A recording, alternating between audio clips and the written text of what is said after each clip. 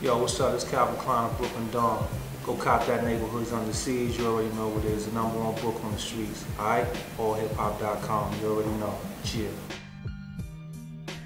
And like you said, things are going. There's still things going on right now in our society. Back in the 90s, late 80s, mid 90s, they had the Rockefeller laws when people was getting arrested for the smallest things. And now, and just recently, they stopped stop and frisk. So for somebody who's been in and out of jail for 20 years and has been in and out of society, now that you're out and you've been out, you know, what do you see? Like, what kind of changes do you think have happened since you first ever went into jail? I mean, I see a lot of changes though, but I still see change need to be made on both sides. You know, on the side of the person who wants to commit the crime, you know, things should be there for what the attempt that I'm trying to do now is to get the organizations more involved with presenting programs and making the programs available. You know, a lot of people they know that the program's there, but they just don't know where to look, where to find them. You know, and a lot of times that's their fault too. You know, we could put the programs out in your face though, but at the end of the day, it's really up to you to take the initiative to follow up with it. And it goes both ways. It goes with the child and it goes with the parent. You know, you have a parent that wants to give idle time to the child by putting a tablet in front of them or putting them in front of a computer.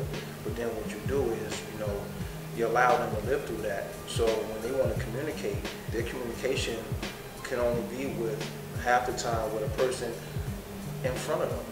You know, they're comfortable with texting each other in the same room. Like, why can't you have dialogue with, like the way you and I have dialogue right now?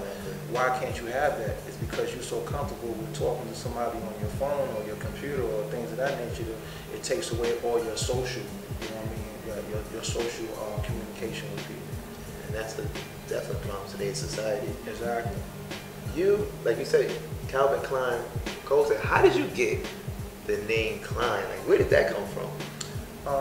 When I was like 15 years old, original 50 Cent from Brooklyn, you know, a street legend himself, he gave me that name. Never liked that name, and probably still don't like the name to this day. I don't, you know, I mean, I don't want to say it's not me. Okay. You know, I've reinvented it from what you know for it to be.